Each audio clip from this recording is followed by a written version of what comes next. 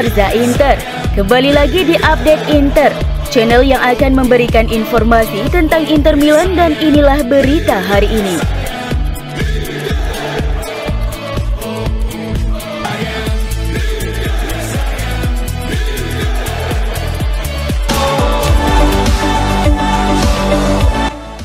Masa depan Joaquin Correa di Inter menjadi tidak jelas karena hingga saat ini ia belum juga menunjukkan nilainya sejak kepindahannya dari Lazio pada musim panas 2021.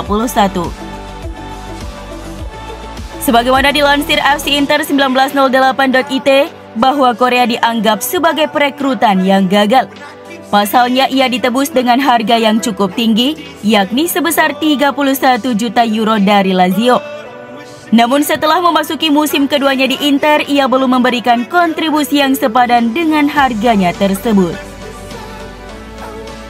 Sejauh musim ini ia baru mencetak 3 gol dalam kemenangan yang mudah melawan Spezia, Cremonese, dan Sampdoria. Pada bursa transfer musim panas mendatang, masa depan Correa dipertaruhkan dan ia bisa dikorbankan Inter demi mendatangkan Marcus Thuram dari Borussia Mönchengladbach. Selain itu, Inter juga harus melakukan penjualan karena masih memerlukan pendapatan sebesar 15 juta euro untuk menyeimbangkan pembukuan keuangan klub. Seperti yang diketahui, Inter telah kembali mengincar Marcus Thuram yang kontraknya akan habis di Borussia Mönchengladbach pada Juni 2023. Oleh karena itu, Inter harus menjual salah satu striker mereka demi memberi ruang bagi Thuram sekaligus memenuhi target keuangan mereka.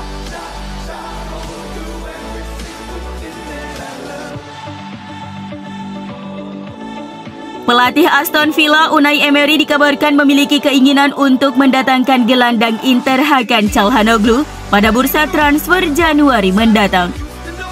Sebagaimana dilaporkan oleh Interlife bahwa Unai Emery mulai menyusun rencana transfernya untuk Mercato Januari 2023. Dan salah satu pemain yang ia dambakan adalah Hakan Çalhanoğlu. Pemain internasional Turki itu telah menunjukkan performa impresif untuk Inter sejauh musim ini, baik di Serie A maupun di ajang Liga Champions. Emery mengagumi sosok Çalhanoğlu yang dinilainya sangat cocok untuk meningkatkan level di lini tengah skuadnya. Pemain berusia 28 tahun itu bisa menjadi penghubung baru antara lini tengah dan lini serang. Emery berharap dapat memboyongnya ke West Midlands. Meskipun kesepakatan ini akan memerlukan dana yang tidak sedikit karena Inter tidak berniat melepasnya.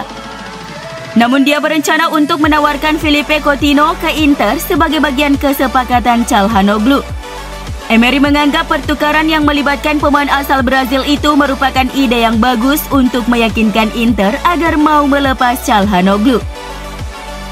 Namun CEO Nerazzurri Giuseppe Marotta tampaknya tidak yakin dengan Coutinho dan melihat pertukaran ini sebagai pelemahan di starting 11 Inter, mengingat performa Coutinho yang sudah merosot. Selain itu, tuntutan gajinya juga sangat tinggi.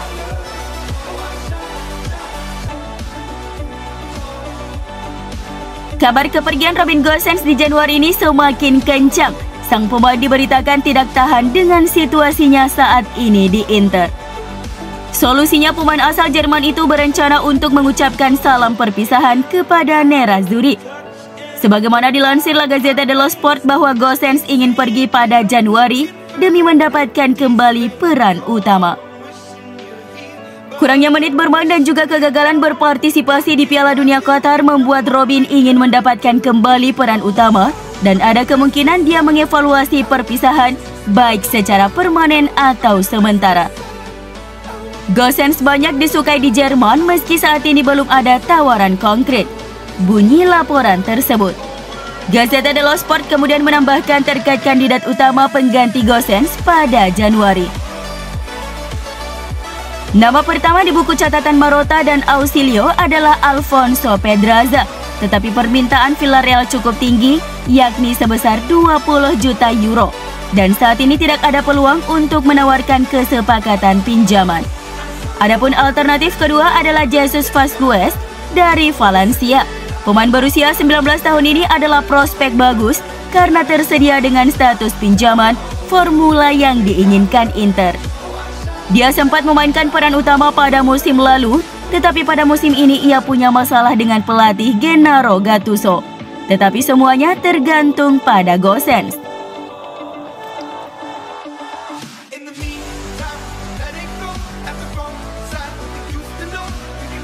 Romelu Lukaku diharapkan bisa segera membela Inter selepas Piala Dunia 2022. Sebab penyerang asal Belgia itu dibutuhkan i Nerazzurri untuk Liga Italia dan Liga Champions 2022-2023. Lukaku sebenarnya sudah pulih dari cedera, namun Inter belum menurunkan mantan pemain Chelsea itu di laga terakhir sebelum jeda internasional. CEO Inter Giuseppe Marotta mengatakan cedera Lukaku beberapa waktu lalu memang menjadi pukulan bagi pihaknya, sebab kekuatan di lini depan jadi berkurang. Cederanya tidak terduga, itu tidak dapat diprediksi. Dia ingin segera kembali bugar untuk Piala Dunia 2022, tetapi kami harus tetap berhati-hati, kata Marotta. Marotta mengatakan Piala Dunia 2022 cukup beresiko untuk Lukaku yang akan membela Belgia, sebab dia belum lama pulih dari cedera. Terlebih ajang yang akan berlangsung di Qatar itu pasti menyajikan persaingan ketat. Piala Dunia sangat kompetitif, itu bisa menyebabkan banyak cedera, ucapnya.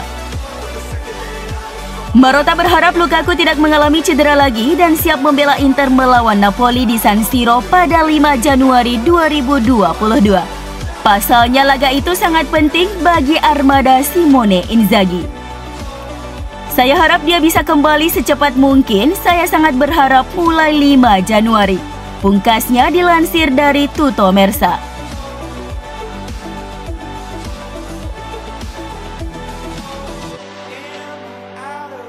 Simone Inzaghi akan menggunakan jeda Piala Dunia 2022 untuk mengevaluasi dua bek sentral mereka, Stefan De Vrij dan Francesco Acerbi.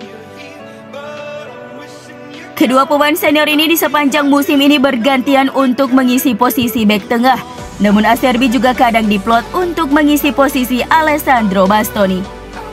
Kontrak kedua mantan pemain Lazio itu sama-sama akan habis akhir musim nanti, di mana De Vrij akan menghabiskan 4 tahun kontraknya bersama Inter.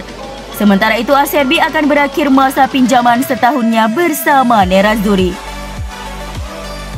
Diklaim internews.it, pihak manajemen Inter akan memperpanjang salah satu dari kedua pemain senior itu dan akan mencari bek sentral dengan usia yang lebih muda untuk proyek jangka panjang.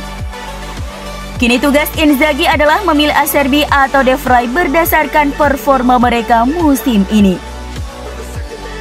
Sejauh ini bek asal Italia itu terbukti lebih bisa diandalkan ketimbang rekannya asal Belanda itu. De Vrij sudah bermasalah sejak awal musim, dan bukti lebih lanjut adalah kesalahan sang pemain yang mengakibatkan penalti melawan Atalanta.